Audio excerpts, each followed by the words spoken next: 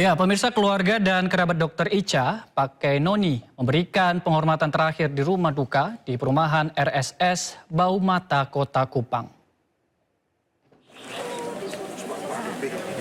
Suasana haru menyelimuti rumah duka Dr. Icha Pakainoni, dokter umum yang meninggal dunia, juga usai mengalami intimidasi dari 3 anggota DPRD Kabupaten Timur Tengah Utara, Nusa Tenggara Timur.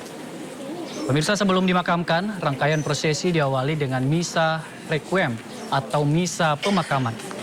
Dalam ibadah ini, keluarga dan kerabat mendoakan dokter yang dikenal sebagai sosok yang ramah dan berdedikasi dalam memberikan pelayanan kesehatan ini. Selesai misa, peti jenazah almarhumah akan diarak dari rumah duka menuju tempat pemakaman umum Liliba, Kota Kupang untuk dimakamkan.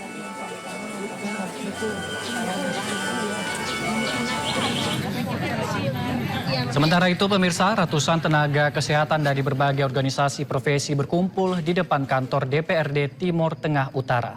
Aksi sebagai bentuk penghormatan untuk mengenang kepergian rekan sejawat mereka, almarhumah Dr. Icha Pakainoni. Aksi ini diikuti oleh anggota Ikatan Dokter Indonesia Cabang Timur Tengah Utara, dokter pegawai tidak tetap Ikatan Bidan Indonesia, serta Persatuan Perawat Nasional Indonesia. Aksi dilanjutkan menyalakan 1000 lilin. Penyampaian orasi diakhiri pembunyian sirine dari 3 ambulans, simbol duka cita mendalam.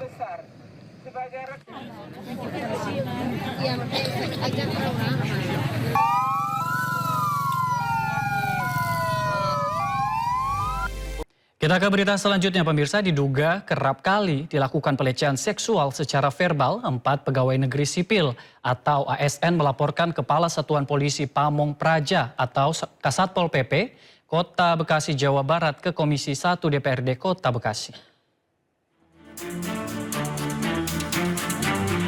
Yang menyatakan bahwa pertimbangannya dapat direkomendasikan. Inilah rekaman video amatir saat Kepala Satpol PP Kota Bekasi berinisial NS tengah menghadiri pemanggilan oleh Komisi 1 DPRD Kota Bekasi. Kedatangan Kepala Satpol PP ini ke gedung Wakil Rakyat ini dimintai keterangan serta dipertemukan dengan 4 ASN yang bekerja di Dinas Satuan Pamong Praja Kota Bekasi yang diduga menjadi korban dugaan pelecehan seksual secara verbal. Dugaan pelecehan seksual secara verbal yang kerap kali dilakukan Kepala Satpol PP terhadap korban yang merupakan bawahannya. Usai dimintai keterangan Komisi 1 DPRD Kota Bekasi, korban tidak kuat menahan tangis.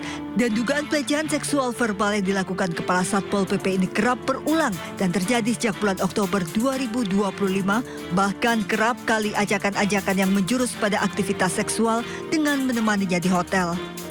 Para korban yang merasa risih dan terancam tidak bisa berbuat banyak lantaran pelaku adalah atasan yang menjabat sebagai Kepala Satpol PP. Dan di sini ketika saya tidak mengangkat telepon, ada ancaman, SP mau di mana? Mau dipindahkan di mana? Gitu. Udah terlalu banyak chat mas saya, makanya saya sebagian ada di handphone saya, chatnya dan teleponnya. Dan mengganggu sekali. Bantahan dari Kasatpol PP? Ya masih bantahan sih ya, memang bantahan ya, memang katanya tidak ada terjadi itu. Pelecehan verbal. Tidak ada. Ya, jadi ya, memang belum ada bukti seperti itu. Jadi kami meminta dari 4 korban ini untuk segera menyurati ke BKPSDM ya aduan apa aja supaya bisa diinvestigasi ya kan.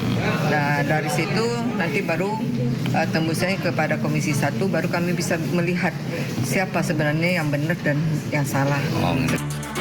Murfati Lidianto, Ketua Komisi 1 DPRD Kota Bekasi mengatakan pihak Komisi 1 sudah melakukan konfrontir antara korban dengan Kepala Satpol PP. Dalam hal ini Kepala Satpol PP membantah semua tuduhan. DPRD Kota Bekasi juga meminta kepada para korban untuk melaporkan ke Badan Kepegawaian dan Pengembangan Sumber Daya Manusia atau Dinas BKPSDM Kota Bekasi. Selain dugaan pelecehan seksual secara verbal, Kepala Satpol PP juga kerap kali mengancam dan mengintimidasi, seperti mengancam akan memindahkan kerja ke tempat lain apabila tidak menuruti kemauan Kepala Satpol PP. Bahkan jumlah korban diduga masih banyak namun takut untuk bersuara. Korban berharap agar Badan Kepegawaian Pemerintah Kota Bekasi memberikan sanksi tegas kepada Kepala Satpol PP yang sudah membuat resah dan tidak nyaman di lingkungan kerja. Usai memenuhi panggilan Komisi 1 DPRD Kota Bekasi, NS Kepala Satpol PP Kota Bekasi tidak bersedia memberikan keterangan dan menghindari awak media menuju kendaraan dinas. Pemirsa, viral video menuding oknum anggota TNI merampas 16 ekor lembu milik seorang ibu di Kabupaten Labuhan Batu, Sumatera Utara. Tudingan ini dibantah Kodim 0209 Labuhan Batu.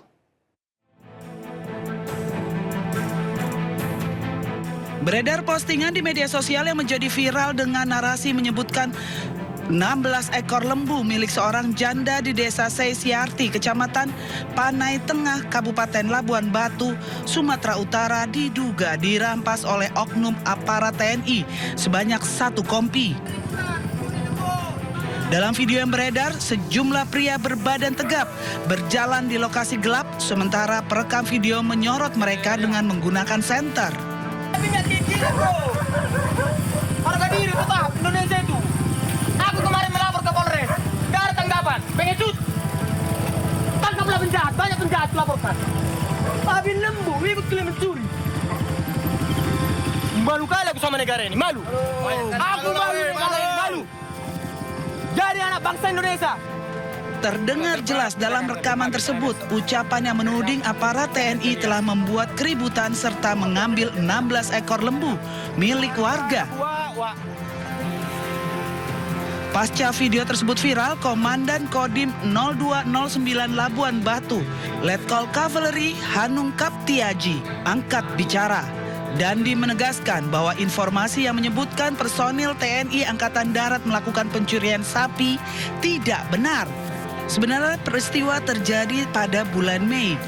Terjadi konflik antar dua warga yang berinisial MS dan J di Desa Seisiarti yang berkaitan dengan sengketa kepemilikan lembu. Bahkan kedua belah pihak diketahui sudah saling melaporkan permasalahan ini kepada pihak kepolisian. Dandi menegaskan tidak ada keterlibatan personel TNI seperti yang dinarasikan dalam video yang viral tersebut. Keberadaan personil TNI di lokasi hanya untuk melakukan pengamanan agar konflik antar kedua pihak tidak meluas dan situasi tetap dalam kondusif. Ada video tersebut, tentunya juga kami mengevaluasi kegiatan seperti apa.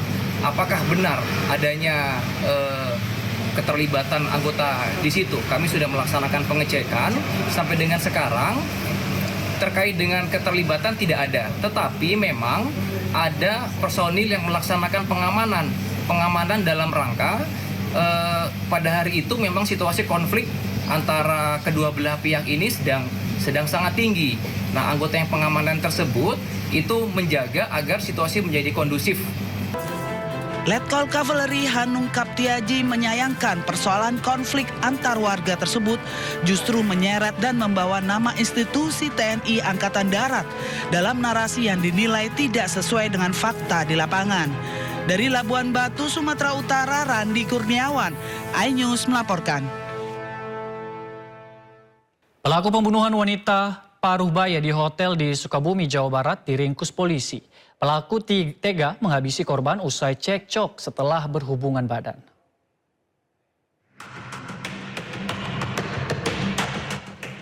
Polisi menangkap ES, pelaku pembunuhan wanita di hotel di Jalan Stasiun Sukabumi. Pelaku merupakan kekasih korban, diringkus di Cigudeg, Kabupaten Bogor saat akan kabur ke Bengkulu. Pelaku tega menganiaya korban, sempat berselisih dengan korban usai keduanya berhubungan badan. Dari tangan pelaku, polisi menyita barang bukti berupa ponsel, dompet korban, serta tiket kereta api.